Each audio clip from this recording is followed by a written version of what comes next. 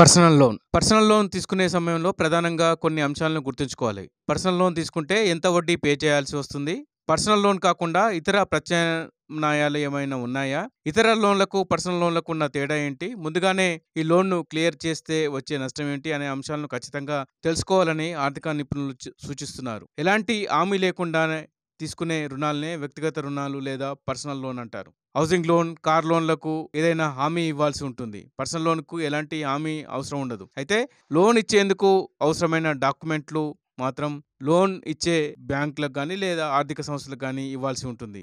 Housing loan గానీ, vehicle loan గానీ మంజూరు కావాలంటే కొంత సమయం తీసుకునే అవకాశం ఉంటుంది. కానీ గంటల వ్యవధిలోనే పర్సనల్ లోన్ మీకు మంజూరు అవుతుంది. మొబైల్ యాప్‌ల ద్వారా కూడా పర్సనల్ లోన్ అప్లై చేసుకునే వెసులుబాటు ఉంటుంది. పర్సనల్ లోన్ తీసుకునే సమయంలో టర్మ్ కూడా చాలా ఇంపార్టెంట్ అని ఆర్థిక నిపుణులు చెప్తున్నారు.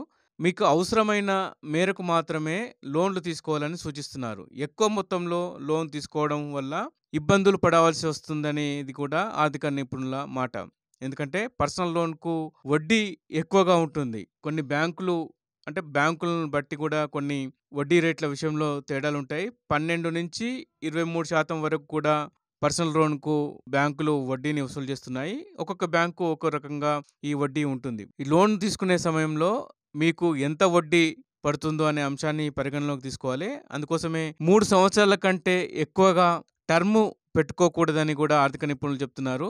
పర్సనల్ లోన్‌కి సంబంధించి 3 సంవత్సరాల కంటే ఎక్కువ టర్మ్ పెట్టుకోవద్దని ఆర్థిక నిపుణులు సూచిస్తున్నారు. ఇలా తక్కువ టర్మ్ సెలెక్ట్ చేసుకోవడం వల్ల ఎక్కువ ఈఎంఐ పడి త్వరగా మీ లోన్‌ను తీర్చుకునే వెసులుబాటు కలుగుతుంది. ముందుగానే మీరు ఈ పర్సనల్ లోన్ చెల్లించేందుకు అవకాశం కూడా ఉంటుంది. అయితే ఈ అంశానికి సంబంధించి ఒక్కొక్క బ్యాంకు ఒక్కొక్క రకంగా నిబంధనలు ఉన్నాయి. అయితే కొన్ని బ్యాంకులు ముందుగా లోన్ క్లియర్ చేయడానికి ఎలాంటి ఫీజు వసూలు చేయవు. కానీ కొన్ని బ్యాంకులు మాత్రం ముందుగా లోన్ క్లియర్ చేయడానికి ఫీజును వసూలు చేస్తుంటాయి. అయితే లోన్ తీసుకునే సమయంలోనే ఈ అంశాన్ని గురించి బ్యాంకుల సిబ్బందిని అడిగి పూర్తిగా వివరాలు తెలుసుకోవాలని కూడా ఆర్థిక నిపుణులు సూచిస్తున్నారు. వీటన్నిటిని కూడా పరిశీలించిన తర్వాతనే పర్సనల్ లోన్ విషయంలో ముందుకు వెళ్ళాలనేది ఆర్థిక నిపుణుల మాట.